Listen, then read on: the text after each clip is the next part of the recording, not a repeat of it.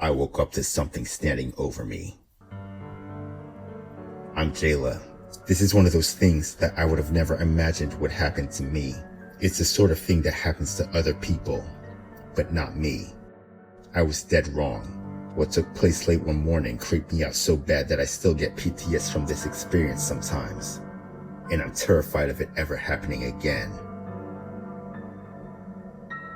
So that night, I was up late watching TV and texting my friends, just doing normal girl stuff. I went to bed around 2:30ish, maybe 3 a.m. and I was home alone. When I'm home by myself, naturally I become more alert in my surroundings. I make certain that all the doors in the house are locked. I double check both front and back doors, even going as far as closing any door that I walk in and out of, be it the bathroom or any other room in the house.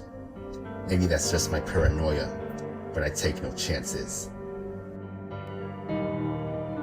As an important side note, sometimes while I'm asleep, my mind is still aware of what's going on in the room I'm in. Like, for example, if a family member, roommate, or friend is doing something in a room where I'm sleeping, my mind will make me aware of their presence. So that night I slept in until about 11:30 the next day. You know how while you're still asleep, your mind will usually let you know when it's time to wake up or when it's starting to get late, and then you wake up? Yeah, that all happened, except I didn't wake up. As much as I tried to force myself, I could not wake up. My mind was awake, but the rest of me wasn't. So I just figured I should give myself a few minutes.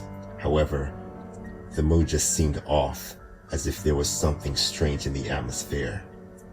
My eyes were open, but my vision was blurry, and I still wasn't able to move. From the utmost corner of my peripheral vision, I saw a dark figure slowly moving towards me, eventually to where it was standing right at my bedside, peering down at me. I was unsettled, and in my gut I knew that this wasn't right, but I didn't want to believe the gravity of what I was seeing. For some reason, I called out my sister's name. Murray? Murray, what are you doing? There was no response from this figure. I still wanted to believe it was my sister, but then I realized my sister lived far away from here. Now I was terrified. This time in my timid voice, I slowly muttered, "Who are you?" There was no response from this figure, and then I realized it was in the shape of a man. Now I'm literally trembling on the inside, though I still could not move, and I'm wondering what's going to happen to me, thinking this figure is a burglar or some psycho axe murderer planning to smother me right here in my bed. I remember thinking about my sister and my mother, including my whole family, and knowing that I was alone, wondering how long it would be before I'm reported missing or found dead in a dumpster. There were so many thoughts running through my head so fast in that moment. This figure then walks over to my bathroom that was inside the bedroom I was in. In there I could not tell what it was doing. It got increasingly difficult for me to breathe as my panic further ensued. I was freaking out inside, and to make matters worse, the dark figure was slowly coming back towards my bed, and with it followed a suffocating vibe of dread and doom that completely engulfed me and sunk into my core. There this man was once again peering down at me, enshrouded in absolute darkness. In my weak, trepid, aghast, shaking voice, I managed one last, "What do you want?" before I could no longer speak and was terror-stricken. There was still no response from this dark figure. It just loomed over my body, peering down at me. He seemed to be doing something with his hands, but I could not see what he was doing. After what seemed like forever being under the shadow figure's demonic gaze, it slowly backed away from me, completely out of my range of sight. That's when I finally woke up, completely with the restored use of my limbs. I just lay there in my bed, sweating and hyperventilating, wondering who on earth was in my house, and if they were possibly armed and dangerous.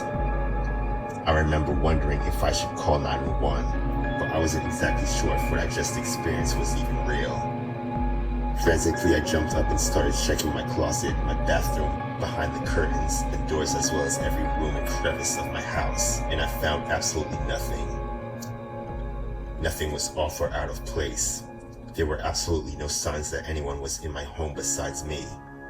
Now I sat in utter perplexity, questioning myself and wondering if what I experienced was just some sort of really vivid dream, because it didn't feel like a dream at all. Was that some kind of evil spirit or shadow person? What was that? Later, I had spoken to some of my friends about this experience, and they all claimed that they had similar experiences of their own. But I can't think of a single reason why there would be any kind of spirit in my home. Now this story takes me way back. A long time ago when I was much younger, maybe around 9, my parents had bought this house that so happened to be very haunted, and the experiences that me and my siblings had growing up there were crazy and frightening. Me and my sister used to sleep in the same bedroom. Me, I was more of a heavy sleeper, so I slept through this particular situation. But my sister would tell me she was hearing children screaming in the walls at night. I didn't believe her. I thought she was joking or just trying to scare me. She told me it sounded like they were running up and down stairs inside the walls, and they were screaming. She said it went on like this every night. I decided to stay up late with her for a few nights to hear the children for myself. And whenever I was up late with her, the running and screaming would never occur. So I thought she was either crazy or just making the whole thing up. And that was that for a time. Please make note of this part with the children screaming in the walls, because it's going to play out a deeper significance later in the story. On a different occasion, this was late at night, like around 10 p.m. I was with my cousins and all of my brothers and sisters, pretty much the whole family all gathered in one of the rooms watching a movie, and we all happened to hear the doorbell ring. None of us were expecting any visitors this time of the night, so we were like, who's at the door? We went into the living room to check who was at our gate ringing the doorbell, but no one was at the door. We all thought that was very strange and creepy and just kind of brushed it off, until within mere moments, we realized that we did not have a doorbell anywhere in the house at all. We all had to confirm to each other that we all in fact heard a doorbell ring. Before we started to freak ourselves out any further, we tried to put this situation behind us and forget it happened. So we went back into the room to finish watching the movie, but before any of us had a chance to get settled, we heard a doorbell ring again. Now we were scared. One of my crazy siblings had the bright idea to play on the Ouija board that we so happened to have laying around for whatever reason. A game that can connect with anything from deceased souls to demons and have a direct line of communication through the pieces. All of my siblings and cousins participated, but I wanted no part of it whatsoever. I remember I had a very off-putting feeling in my gut the whole time they were playing, and what transpired afterwards confirmed it. At first, everyone that participated seemed to be captivated by the board for a while, but I could tell it was starting to scare my cousins, even my older brothers as well. Whatever spirit they were in contact with became very deceitful, controlling, manipulative, and outright frightening, so no one wanted to continue playing. However, the spirit did not want to leave. It started threatening them. So that's when everyone decided it was time to put the board away. Then one of my cousins started to bleed from her nose and eyes spontaneously out of the blue. Everyone gathered around her, and all of a sudden, there was a loud crash that came from the kitchen, like glass shattering. My whole family was in complete shock, and everyone was too spooked to investigate it. We were petrified. We all sat in the living room in silence. And then about 10 minutes later, we hear a doorbell ring, loud and clear for the 3rd time. And then about 5 seconds later, the same doorbell noise rang 6 times in sequence without a single pause. We were in absolute fear. None of us knew what to say or do. We literally had no words. I remember I started crying and asking for my mom because I was so scared. Mind you, our grandmother's husband had died in that house, so I wasn't sure if it was him messing with us or some demonic force of darkness. But who or whatever that was really gave us a night to remember. This other time, something else crazy happened when I was sleeping in the living room. For context, all my cousins used to come over to our house all the time and sleep over. We all would gather in the living room and sleep there at night. This particular night so happened to be one of those nights that we were all gathered in the living room sleeping. Some of us were on the floor in our own little spots. Me, I was on one of the sofas that night, and I remember I could not sleep. I was up till about 2:30 in the wee hours of the morning, unable to fall asleep. I even switched on the TV to watch some late night cartoons for a few minutes and turned it back off, but I still couldn't fall asleep. So I just laid there on the sofa in the darkness daydreaming. But then a little while later, while I'm daydreaming, I heard someone walking. Thinking it was one of my cousins, I looked over. In the midst of the darkness, I see a figure take form. It was a man, except this thing was literally glowing with a green hue, standing in the midst of my sleeping cousins. They were all asleep. I was the only one awake witnessing this. I was petrified and in utter disbelief, staring at this green ghost in our living room. Yes, I was looking at a ghost. It was looking back at me a good 7 to 10 feet away at least. It stood there watching me for about 5 minutes while I was frozen in terror. I kid you not, this ghost started walking towards me, and I started to freak out, but I was too scared and shocked to make a sound. It's like it all happened in slow motion. I heard the thud of my heart pounding in my ears, and I felt it beating in my chest. The terror felt like cold shards of ice piercing through my chest and into my brain. I was literally tripping out. Instinctively, I pulled the covers over my head and waited for about 30 seconds.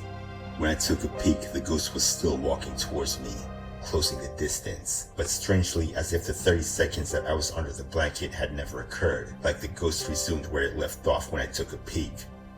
Before I let it get any closer, I jumped up and ran upstairs towards my parents' room, and the ghost literally started chasing after me. Now I'm screaming out loud. I turn to look behind me, and I see the ghost running up the stairs after me.